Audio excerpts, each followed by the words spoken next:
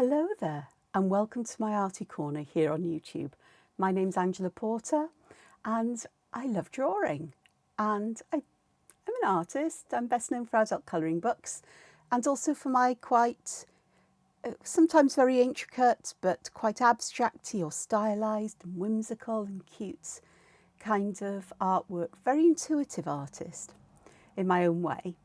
And that means that I sit down with a piece of paper and I don't really have a plan as to what's going to appear other than a general idea that I might like to draw mushrooms.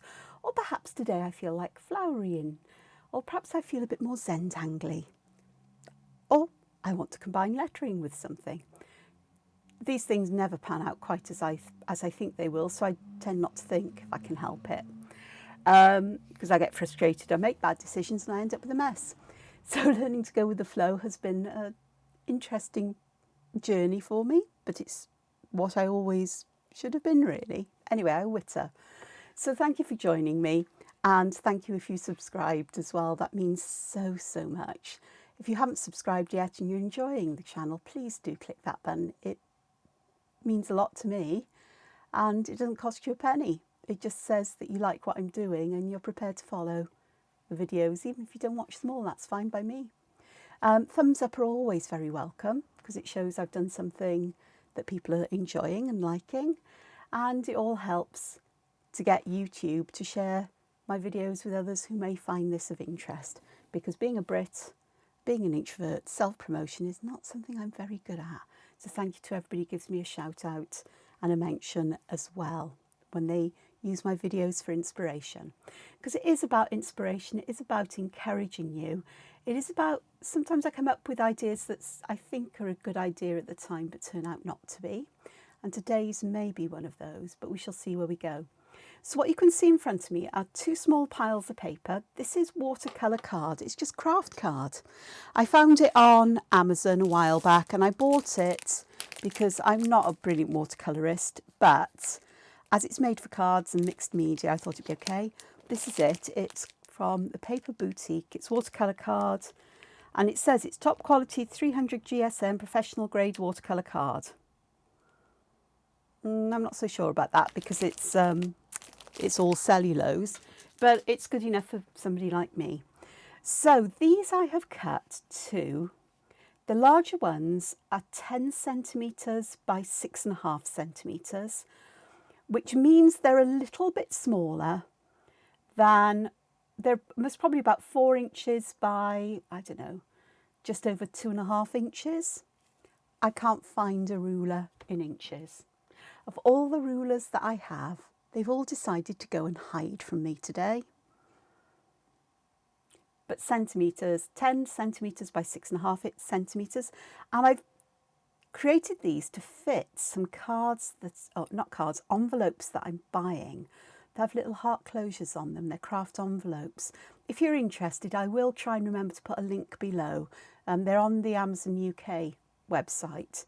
But I'll tell you why I've bought envelopes. So I've made some of these and I've rounded the corners with one of my little gadgety things, and I can see I haven't done that one very well. So let's see if I can tidy that one up with the one I used. Because this sometimes happens, I just don't quite manage to get the paper in the right place. Nope, can't do it with that one. So that means I'm going to go around and create slightly bigger rounded corners, hopefully, on this. Nope, that one's not going to work, so we're going to have to do the extra big ones, which I actually might end up preferring. This paper isn't very happy about being cut, which is often a sign that the paper's really quite nice, really. I may be doing this paper a disservice, but it's not much better, but it'll do for now. Those, and these ones are 6 centimetres by 6 centimetres, which means they're a little bit less than 2.5 inches. I'd say if you went with something like 2.25 inches, you wouldn't be too far wrong. And these are meant to fit envelopes that are 10.5 centimetres by 7 centimetres, which is 4.13 centimetres by 4.13 inches by 2.75 inches. I much prefer centimetres. And these are meant to go in bags that are 2.5 inches by 2.5 inches or 6.5 centimetres by 6.5 centimetres. So, why? Well, I have this grand plan because I'm starting to go out a little bit more into the world. Last week, I went to a beautiful cafe near me, and I had a very late lunch, and I didn't realise they closed at 3 o'clock, and they still served me. I was there a bit before then, but I was very conscious. I didn't want to keep people there for any longer than their opening hours, so I ate fairly quickly and left fairly quickly, rather than sitting there having a leisurely time there, enjoying the meal, my mug of tea, drawing or writing or whatever else it was, just watching the world go by. And it struck me, just as my mind was wandering around stuff yesterday or the day before, that it'd be quite nice to leave like a little thank you card or something, leave tips and so on. And in the UK, tips aren't obligatory, they're optional. You know, the people who work in restaurants and cafes are paid a decent wage. You know, it's probably like all of us would like more in terms of wages, but they don't have to, you know, rely on tips. And their service is always excellent. So go figure. But it's still nice to leave something when something's been really exceptional, I suppose, or really well done. So I thought little cards that I've hand drawn, because I do all of this drawing and I don't really do anything with anything. I don't know if that made any sense. It would be quite nice.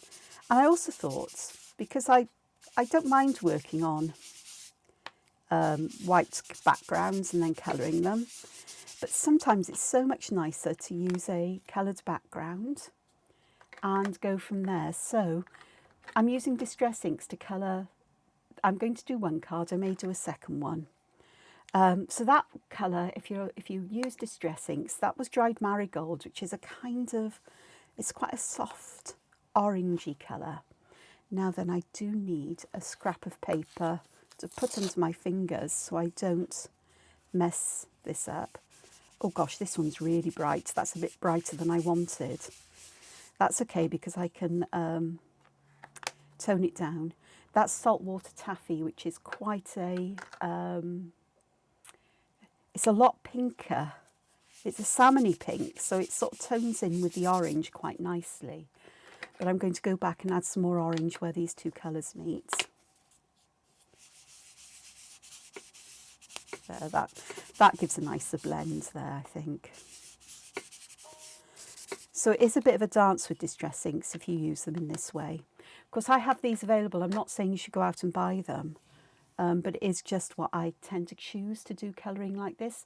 Now, I'm thinking again, sort of autumnal-ish or the end of summer-ish, and I'd like a colour that would go here with that pink that would go with that. I have got bright reds or reddy colours, but I also know that somewhere in the pile of inks I got out, I did get my purpley ones out, and I think, do you know what? I think a hint of seedless preserves might work nicely with that saltwater taffy, and I can always come back and add a bit more of that pinky colour if I want to. You know, I think I'm going to swamp it just a bit and just blend it over. This watercolour paper does have a bit of a texture on it on one side. The other side is much smoother. So it's easy enough to tell, you just need to compare them. So this one has a side that's a lot smoother. It's also got the edges where the paper cutter bent them over a little bit. So I'm just using my nail to flatten them out. So this is the dimpled side. This one isn't. This one's the smoother side. So I'm just going to use, well, I think it's smoother. Perhaps it's just a slightly different texture. So I'm going to pop some purpley colour on, or that lovely purpley pink on there.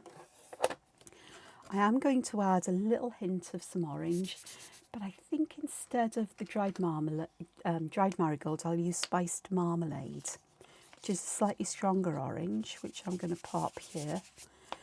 Now, you think orange and purple would make mud, and they may do, but here I'm hoping for something that's a bit more orangey. Well, actually it is browny. That is quite autumnally, isn't it, in its feeling? I think so. Just let me add some more of this down there. But I'm going to go back to the seedless preserves because I want just a bit more of it along here, just to blend with this. So I am just taking it out. I'm dabbing some off. Now that has created quite a lovely grungy colour.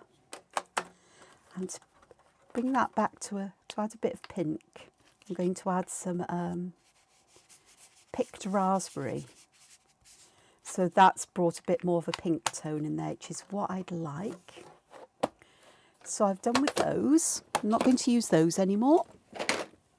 But what I have got here that I want to use some of, I've got some of my yellows, yellowy greens, and for some reason I put greys in there. I think it's when I had last year's new colours in the little pots, I had to do a bit of a rearrangement of colours to make sense. Wild honey's a bit too... I might use fossilised amber. Mustard seed would be my go-to, but it's quite bright in colour. Fossilised amber is yellow, but it's still got some... Yeah, that'd be nice on that side, I think. Still got hints of orange in there, and I think that'll do. So I've got two here that are rather autumnal in feel. Now I do like to edge my cards or things with colour, and for these I'm going to use, I was going to use Rusty Hinge, but I think I might need to use a slightly darker colour, so I'm going to go for Aged Mahogany. And I'm just going to use that around the edge, and you can see I'm not doing this on the paper because I will end up with too much of a dark colour spreading into the main part. It's just I want that feeling of a border. And if I angle my piece of cut and dry foam, the black side is a bit like play foam, but it's thicker, you can see. And it's meant for heating up. You know, one of the things you can do with it is you can heat this up and then impress stamps or objects or anything else in it. You make a kind of foam stamp for yourself. And you can also draw into it with like an empty ballpoint pen or a ball tool or some such thing to make marks.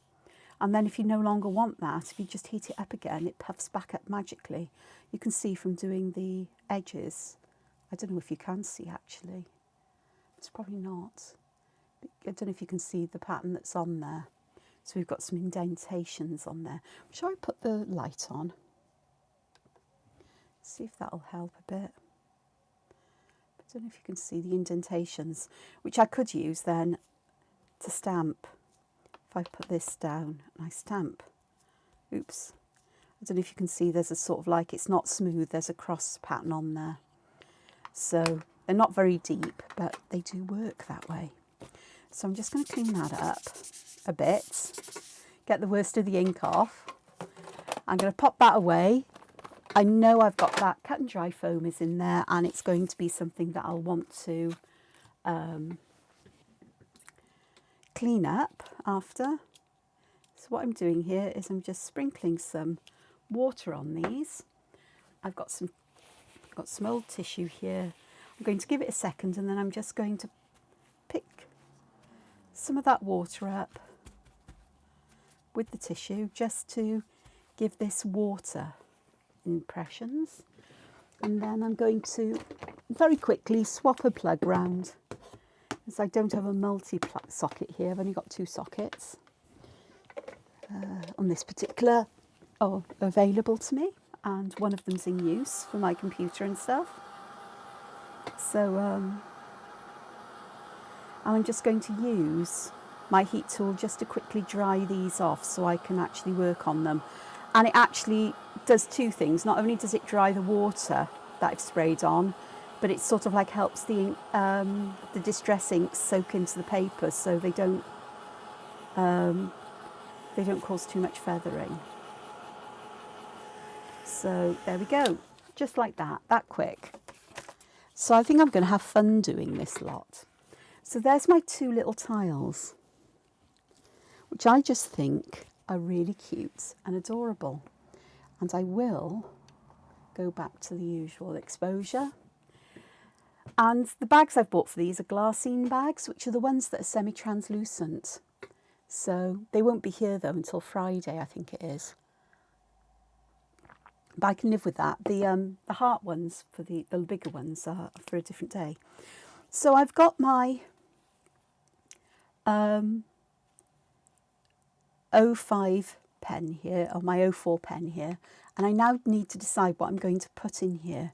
And because there's such a small space, I think I'd like to do things that are basically monotangles, and I'm going to cheat a little bit because I'm going to do Aquafleur on one, because it's such a beautiful pattern that I'm really into. And I'm going to repeat how I create Aquafleur so these lines don't become an issue, so we've got more options for what we do. So you choose a place anywhere along the perimeter to start. You draw almost, it's like a letter C, and then you hook the end up so it hooks around and touches the pencil perimeter. The second one you draw as an arc, and then the hook, you don't hook back on itself, you take it right the way around to that hook and join it up. The next one, trace along that line, hook around, and then trace that line again and hook around to get it to join. And it doesn't take long to do. And I don't know if you noticed what I'm doing as well, is that rather than starting here and getting the lines to go always from the same point, I'm moving where I start the next lines from down a little bit. So what I'm doing essentially is I'm creating a space that I'll eventually spiral back into, or even leave open if it's a pretty place, or use that space to fill with another pattern. We'll see what happens today. And I am making these quite broad. You could make them much narrower. That would actually be quite a nice variation. So let's have a look.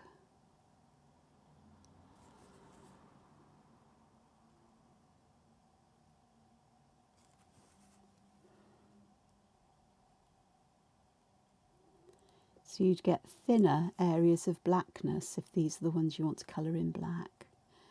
And then there's my one that's the hook over, if you like.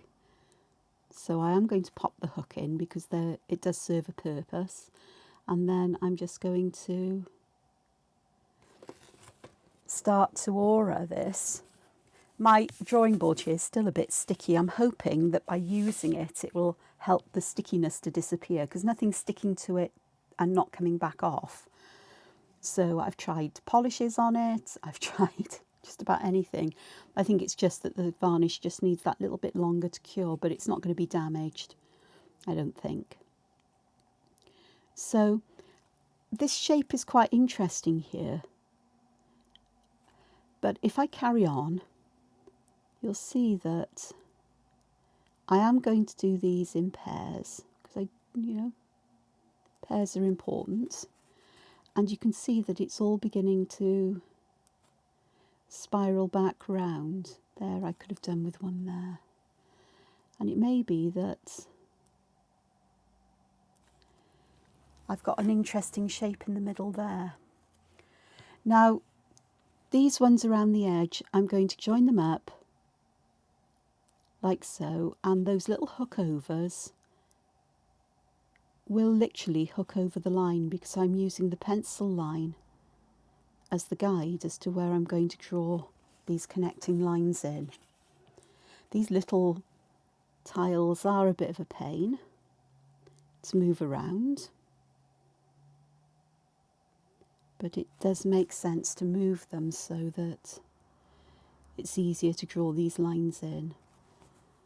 It's finding out which way you prefer to draw things and what's easiest for you, how you get the kind of lines you like to draw is an important thing to do.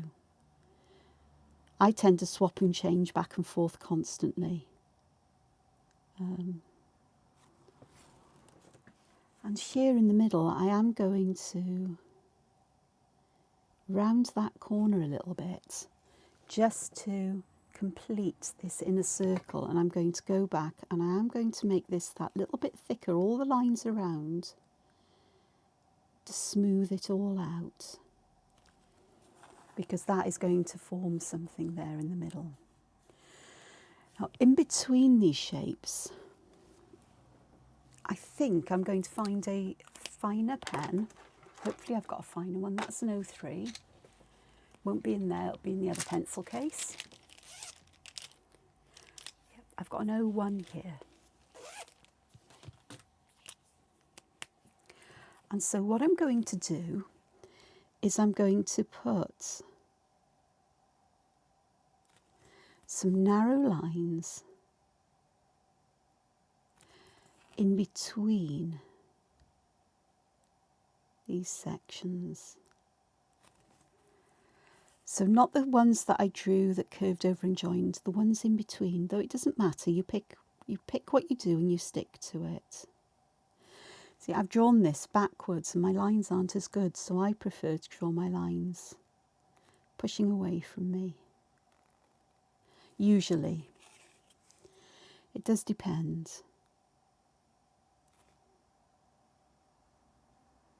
On this paper I'm finding it easier because I'm lighter handed when I draw things this way, I think. Whereas when I pull them towards me I'm a bit heavier handed, and that means that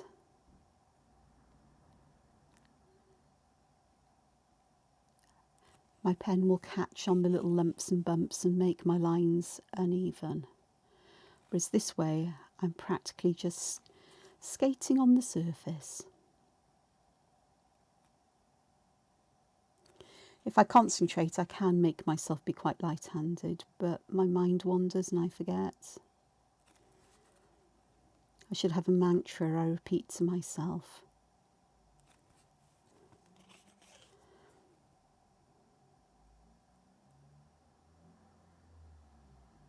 There we go. So that's helped to define those spaces. And these are the ones I think I want to have with a lot of dense ink in. And for these, right, I've just seen what I want to do.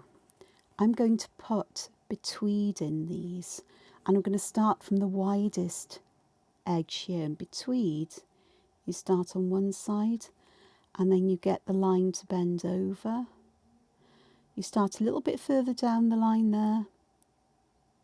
And it's kind of ends up in a weaving pattern. But I think this will look quite nice in these in-between spaces.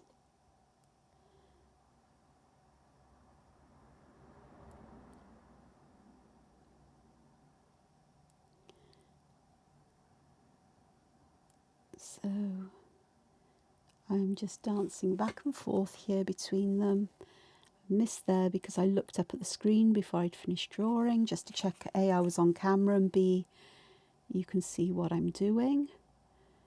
So just to help with that, for the next section, I will zoom in. This is the section I'm going to do here. So I'm going to start at the bottom here. I'm going to trace up around this line, and then I'm going to just go across, and there, I'm just going to add a bit there.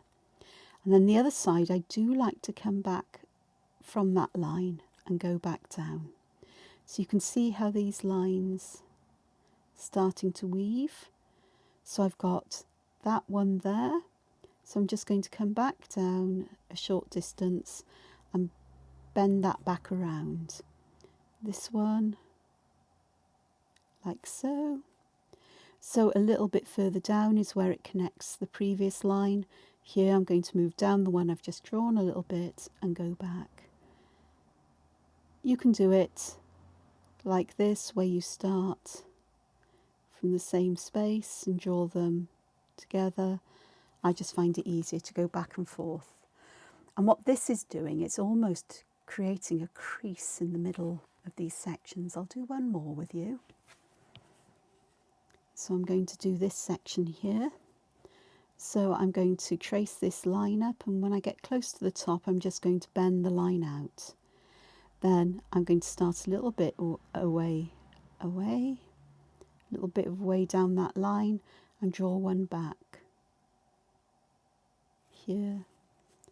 And then, so I like to do it this way because I don't have to move my paper.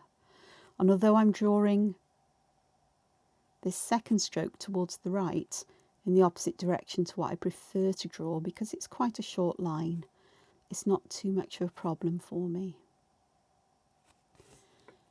So I'm going back this way, back, and I think we can get one there.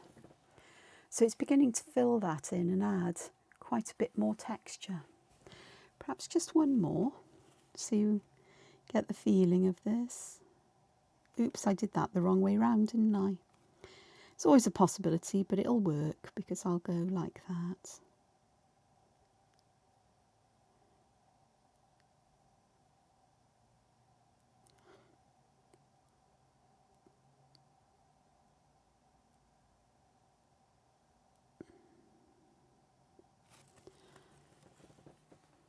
I like that. Particularly like the way it feels that we're getting those bends in. So what I'm going to do, otherwise my video is going to be hellishly long, is I'm going to disappear for a moment. I'm going to finish filling these sections in with betweeds. Okie dokes, so I have done this section here.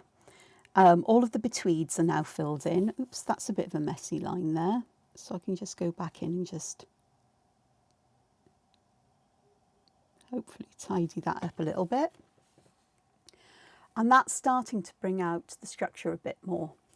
I want to do something with this central part, and I think what I might do here, I'm going to go back to a slightly thicker pen. I'm going to dig out, I've picked up an 03 rather than the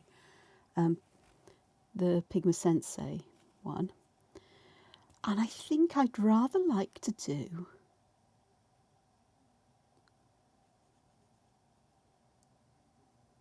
Crescent Moon in here, simply because it has this lovely darkness at the edge that just really does help to bring some shadow or contrast there, to help it feel more like a centre. And what I'm doing here is just for fun, is to see what happens if I vary the size or either the height, the breadth, or both, a combination of them, to create something that's a bit less regular than what Crescent Moon would ordinarily be, one of these so-called crazy tangles.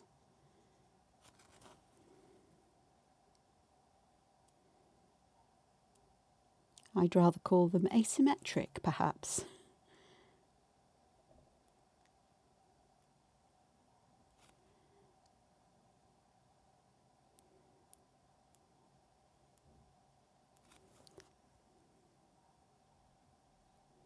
Or individual and unique, because that's exactly what these are. So I've got this going on here, and I'm going to use the same thickness of pen. I was almost going to reach for the 01 to aura these so it looks a bit like agate. I'm going to fill in the tiny spaces, and then hopefully I'll get another fine aura in there, and I can fill that in. And that I quite like exactly as it is. These sections I'm going to come back and I'm going to fill them in with Inktense pencils. I'm going to give this a chance to dry, I am going to erase my pencil lines. Said my work is Zentangle inspired. I don't always do exactly what they think. Now for this one, I am going to give myself a border to work mostly within. I don't mind spilling out of it. I'm not going to stick to it rigidly, but I do want a border. And I am going to start by, let me use the 04 as the, I prefer the nib on this in some ways. I'm going to go along the line a little bit, up and out. And I'm doing a kind of mooka, but I've flattened the side of it so it looks more triangular, because I can. And because it fits that corner much nice, you know, rather nicely. And then I'm going to do the same kind of thing. So going up, out, towards the top, along that line, coming up and down a little bit. It's not a perfect replica of the one on the other side. That's because this is hand drawn. And you can see at the bottom I haven't left any space there like you would normally perhaps, or tried to join these two up to create a band, because that is not what I want to do here. I do want to draw a couple of others, smaller ones in here, and you can see I'm elongating the shape of this rather than having it rather rounded as mookas usually are. I'm doing it a little bit more oval shaped, like this. I will add some ink there, and where they meet as well. And then in the centre here, I want to have some flowers or something flowery coming out of here from the corner. So I'm going to draw a stem in like this. What I'm going to do is I'm going to split it into 3. So I'm going to have one going this way. I'm going to leave a gap between the centre ones. So I've got another one going that way. Then I'm going to carry this one up this way. And I'm going to do some very simple flowers. I'm going to put 3 like little layers on here. Start with a small one, then one that's slightly wider, and then one that's slightly wider again. I'm going to do the same here. This one is going to end up with a flower tucked behind that mooka, but that's fine because these are organic tangles. And then my petals, I'm going to start by one that goes, these sort of like go outwards, they're fairly long, and then the top I'm just going to make them a little bit on the frilly side. Then the next petal is going to be like that, and I'm going to make the top frilly. And on the side here, and a little frilly top. Let's see if I can get that. And then the next pair are going to come out, and that'll be the finish of the flower, and like that. Very stylized, very simple. So I'll do the same for these, but they're going to be a little bit smaller in size, because if I made them that big they'd be extending off the page, and I don't want them to do that. So I am going to have the same number of petals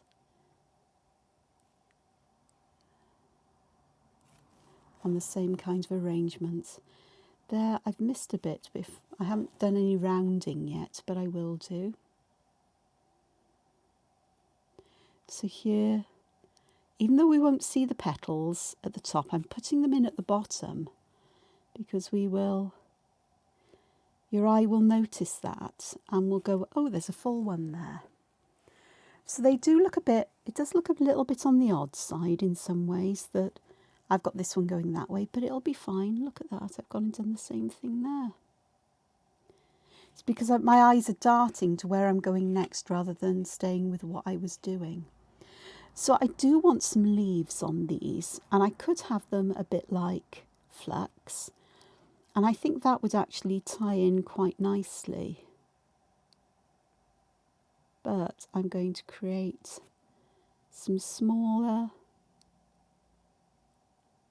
mookas that I think I'll have them going down either side of the stem as well.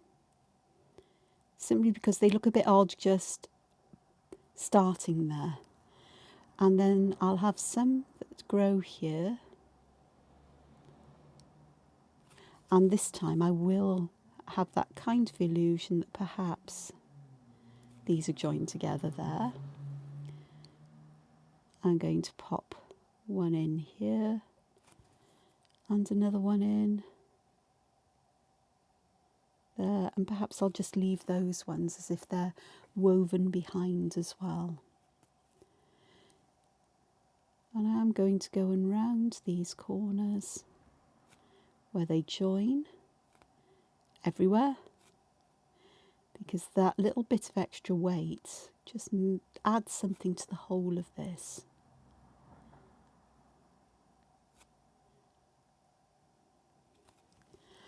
I've got plenty of spaces here to fill in, or things I can do.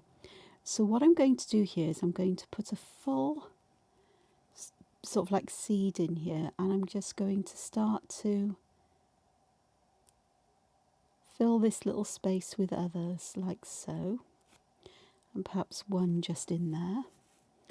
I'm going to do the same here, where I start with one there and perhaps a bigger one, then a bigger one, and just fill it in as they want to. I can add another one in there just to complete that little space, and then just fill this little wedge in.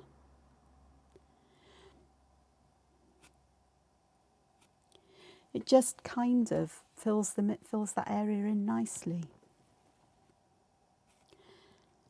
I've got other spaces I can fill in a similar way. I've made a little bit of a mess here with where they overlap. So what I'm going to do here is I'm just going to create like a cross-shaped pattern. And if I do it with all of them, then it becomes part of the pattern rather than something that could be perceived as a mistake. So here, I think I'm going to start underneath these again. And then I'm just going to fill these sections in with Purk as it will, or these seeds as they will just fall. Whether some of them end up being filled in almost like Tipple, so just as circles or not, it really is just a background texture. And I would absolutely love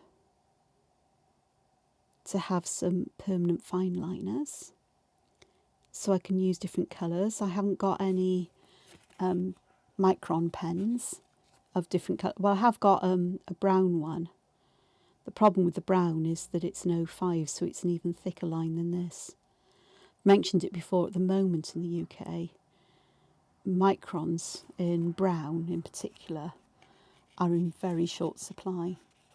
I'm sure it's to do with the popularity, both the popularity of Zentangle perhaps, but I also think there are other forces at play here to do with markets and so on, imports and what have you, because I think everybody in the world knows that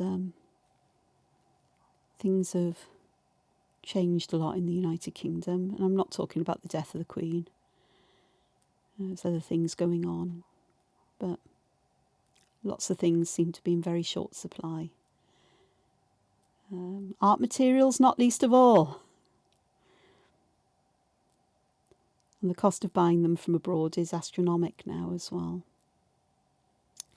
whereas I normally would do that, but it is not possible. So I've got all of these filled in, and I think the only thing I can do is to fill the rest in. I think I might have made a mess of this one, but let's have a look and see what happens,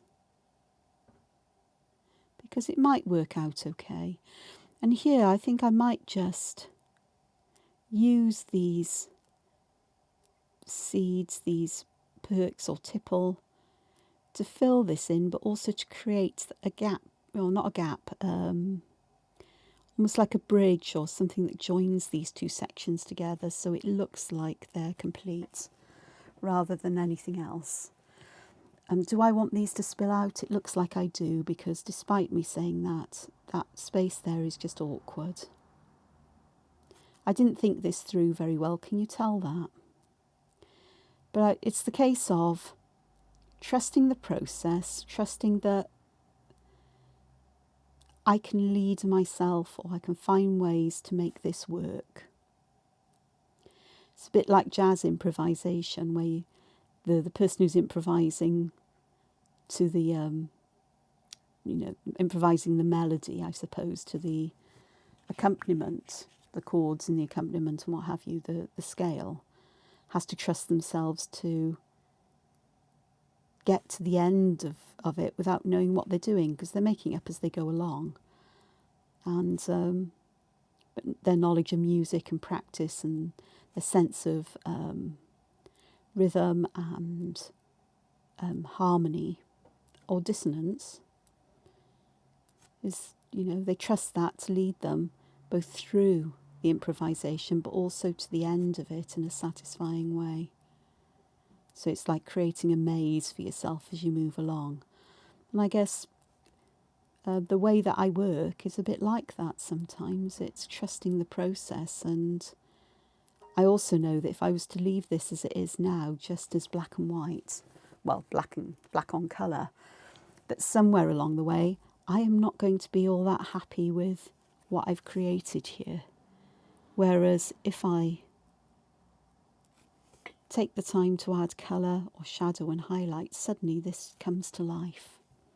Now, shadow and highlight is not something I'm going to do, because this, I know I will mess that up totally in these small spaces.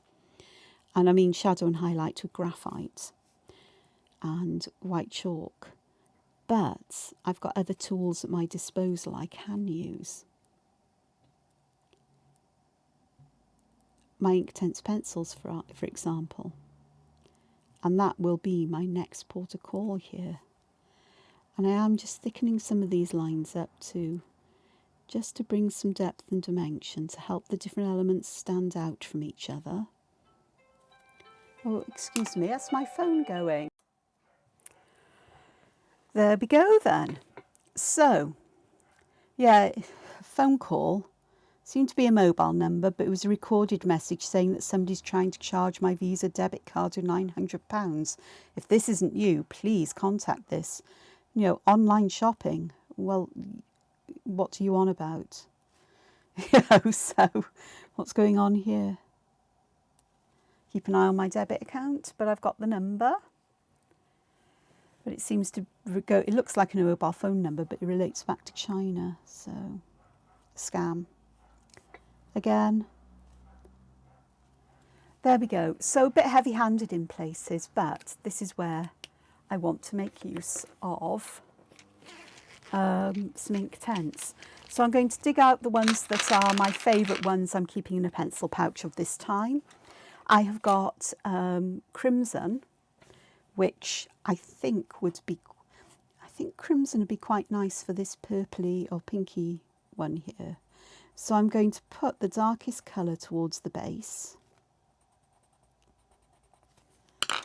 And distress inks are great because even though they're always water soluble, but even though they look really quite intensely coloured, they're not.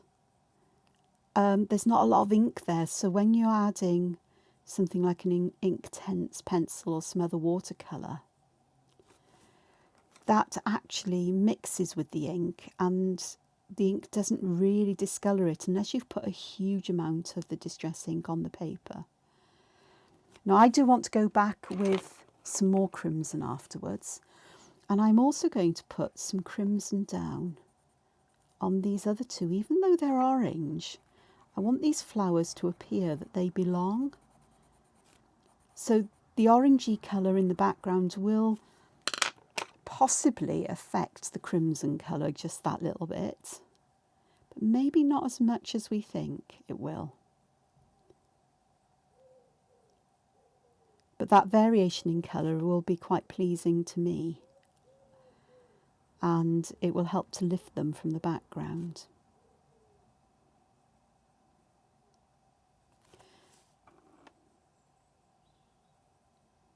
So now again, I'm just going to do some little bits of this with you, and I will leave a lot of it unfinished, but I will show you in the comments section the finished work, or on my social media. Well, actually both, because I can't help but share. So that works really nicely.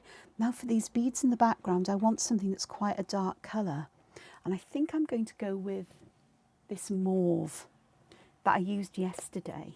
If you saw yesterday's video, if you didn't, you won't know what I'm on about. But it's a kind of reddish purple colour, and I think that would work really nicely for these beads. And I'm going to add this colour in a similar way to how you add, or how graphite is usually added to big sections, where you add the darkest colour around the outside and you allow the raised areas to be lighter. So I'm just going to do these, oops, I think I need some around here as well. So this could end up with everything all just one colour, but let's have a look and see what happens. So you should be able to see how dark this colour is in comparison. So I want to get the darkest bits around the edge. I'm just going to clean my brush off on the back of my hand because I forgot to get some paper towel while I was... I could have done that after I finished listening to whatever it was on the phone.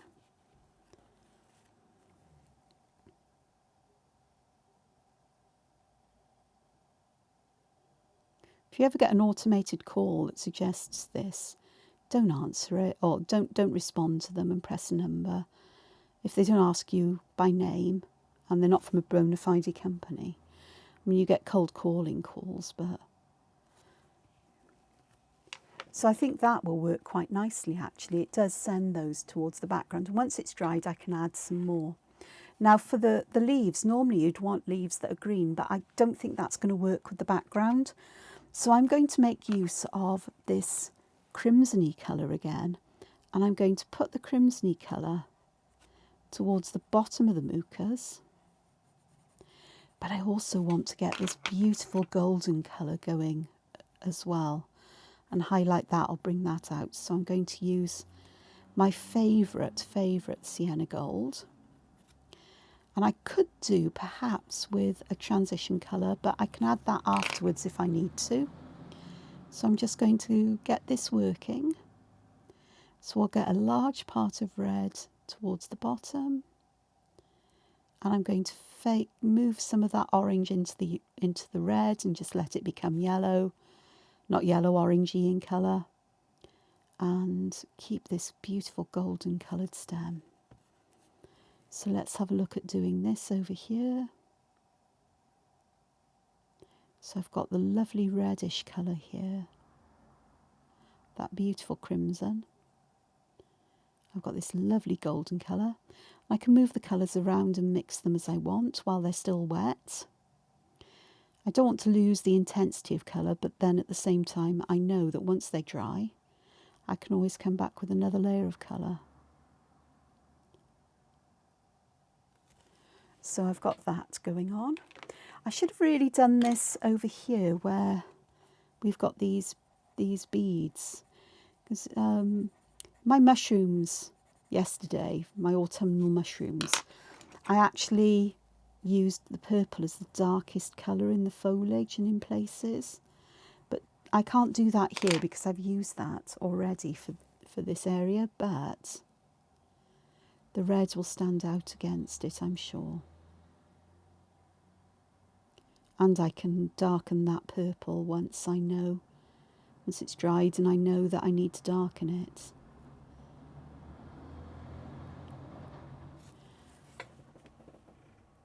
So we've got that going on. So I'm going to finish these in that kind of way.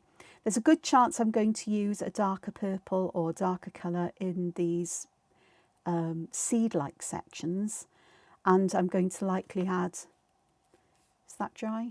That is dry, as these definitely will be. I definitely want to add some more crimson at the base of these, and I'm going to put a hint on the tips of the petals here, just to add some shading at the edge and up along the sides as well here, just to have these petals perhaps just a little bit darker to the edges, because the darker they are, the further away they look, so it starts to add dimension to this. Now I'm not spreading this right the way throughout the flower, I'm just trying to get a little bit more contrast in places. I can see here I'm going to have a line there, so I'm not going to have that.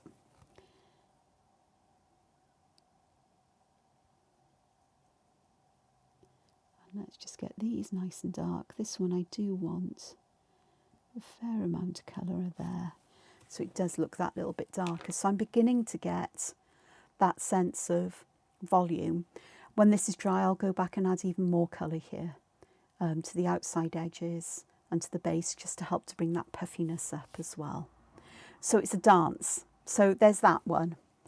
This one, I do want my eraser, because I do want to erase that pencil line.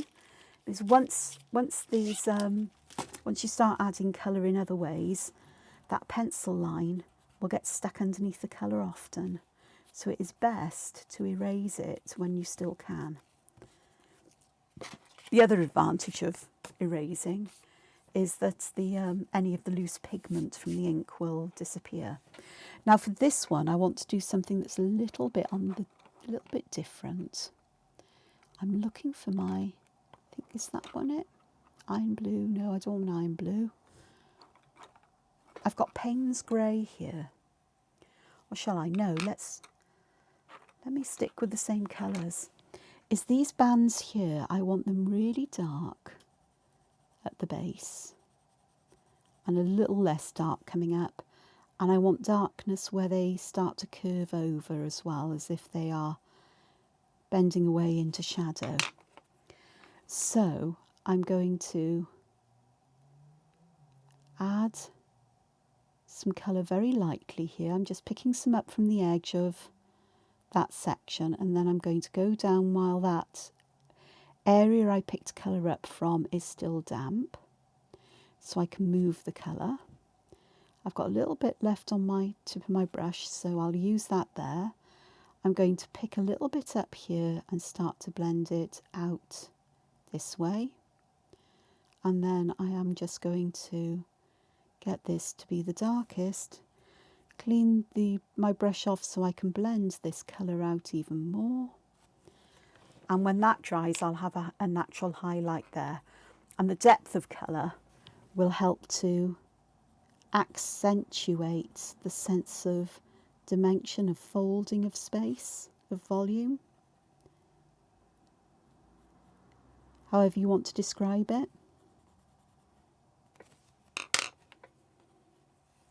So again, I'm just using just the very edge of this section just to pick up some colour and start to move it out a bit.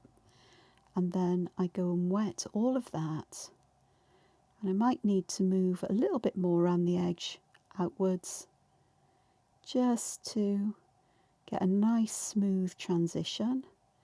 Then I am using just the edge here just to blend that colour in, and then I'm going to wet all of that and get that blending as well. That actually looks rather glorious, even if I say so myself. Okay, I'm trying to think what I might like to do in the centre here, and I have got this red violet, which was another colour I used in my mushrooms video if you haven't seen it, and this one I'm going to put where these pieces seem to weave right in the centre, the back and forth here, because I want that to feel that this is bent inwards. You'll see what I mean. Hopefully you can see what I'm doing. So it's just towards the centre of this shape that I'm adding colour. And this is going to need quite a delicate touch, because I don't want to take too much colour away from these areas, but I do want to extend it just a little bit.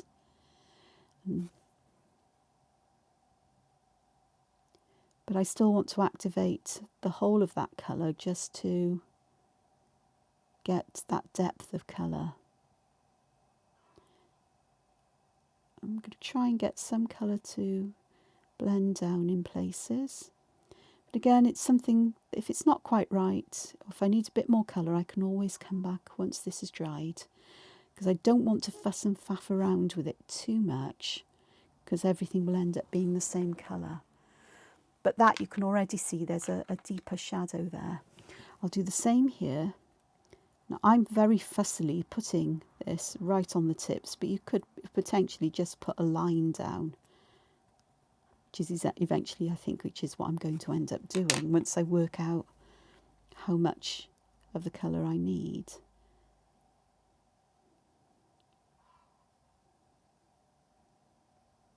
And what is nice, having the background colour means that we have got some colour there.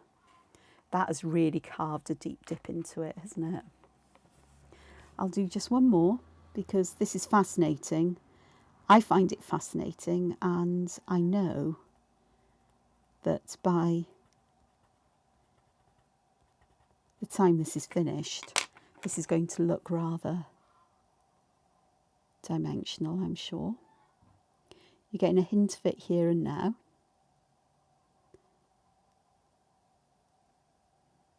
So I am just going to have to add a little bit of colour here, because I haven't got a great gradient on that one side, which is fine, because it may be that I decide that one side needs more shadow once I've finished and looked at it.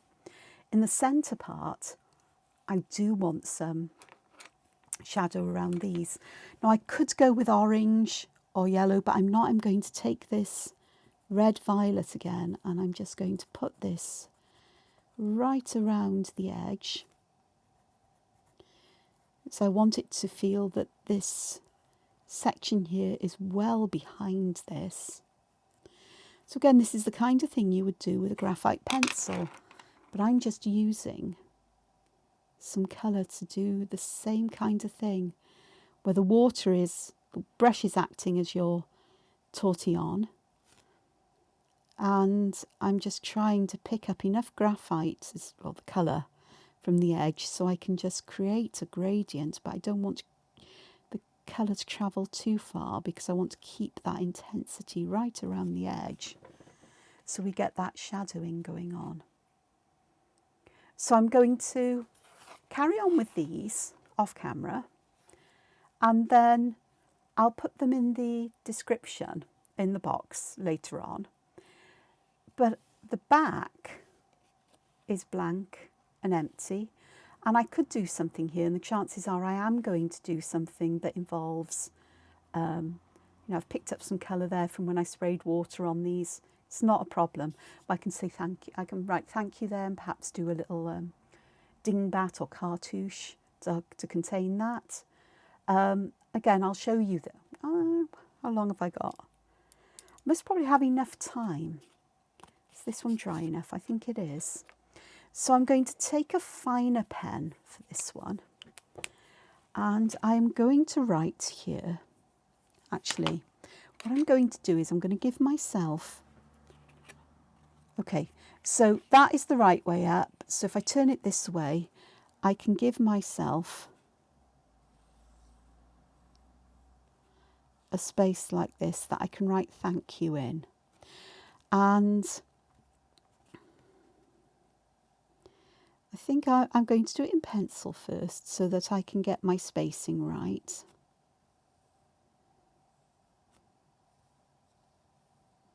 This is essentially my handwriting to a strange degree. or my hand lettering style. But I've got the ability to spread this out because I've got a guide here so I can see what I need to do. So I am going to do my kind of serif. So I'm drawing the letters in, and then I am just widening the tops and the bottoms, and it's all going to be wobbly and wonky because that is my style.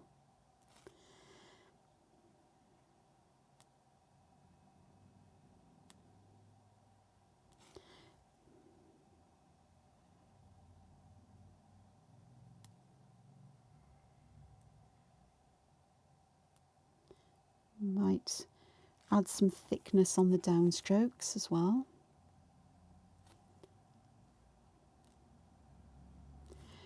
Common sense would have told me that, Angela, it might have been a good idea to get a flexible nib pen out. You know that? And the answer is yes, I do know that. But I'm not always sensible about such things.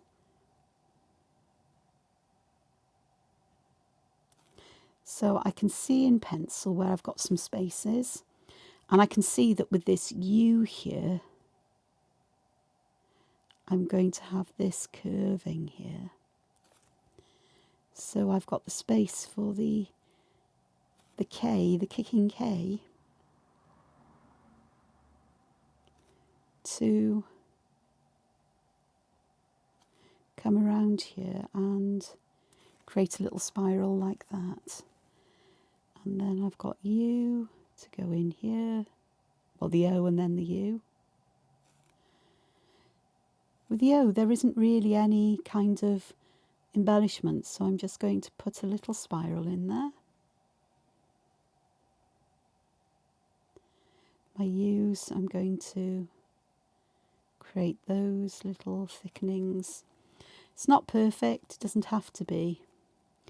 And then, because I've got a little space here, I'm just going to put a little heart there, and perhaps another one here, just to fill the end space in. And then I can create a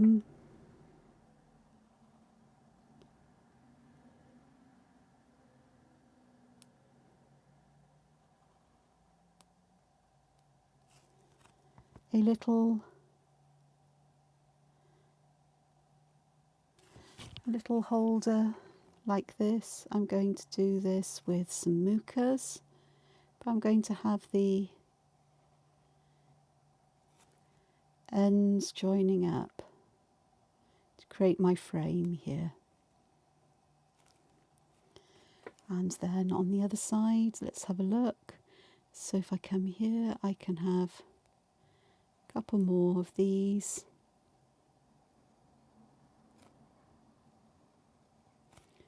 And I can just add that in afterwards. That's not a problem. Add that. Let's have a look here.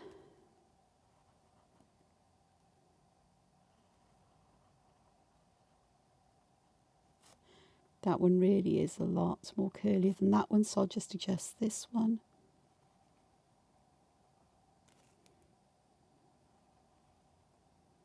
So I'll have that going there. That bit's not so good because I'm drawing in the wrong direction for my hand, but you'll get the idea. And then I can add other Mookas or other designs here if I wish. And I may not take these all the way to the end because they look quite nice when you've got them just almost like there's another layer there. The ends just go like that. I think so. I could be wrong. You can disagree with me. You can draw your Mookas any way you like. Let's be honest. And then if I feel brave, I may put my email address there or my web address so that people can find me if they wish.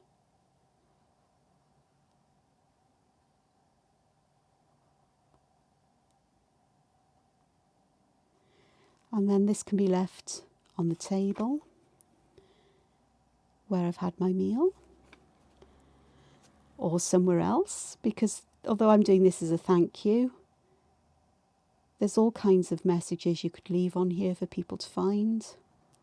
You could leave inspirational quotes, or, you know, anything really, I guess. Polite, of course, and, you know, pleasant. Something to cheer others up. And perhaps the note with "please take me home and look after me." You know, pass along to somebody who needs it. Because who knows, once you release things like this in the wild, they can travel far and wide. And I just think it'll be quite a nice thing to do. A random act of kindness. And we all need kindness.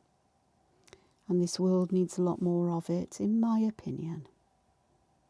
And sometimes I think it's nice if we can use our own skills and talents to spread that little bit of kindness. And although I always thank the servers where, you know, the people who work at the restaurant as I leave, I still think it's nice sometimes just to leave something. And there's enough space here to add something or to add other things, but I'll tackle that at another time. So I've got 2 cards to complete the colouring of while the video's processing, and process it will.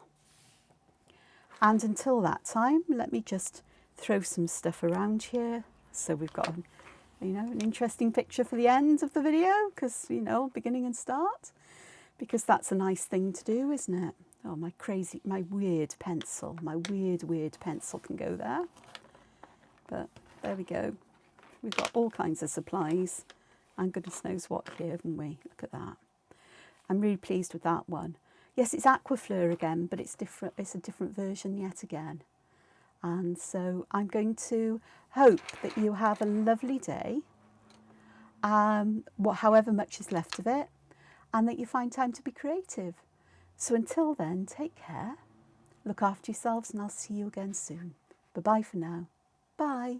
Hoi all. Ta-ra.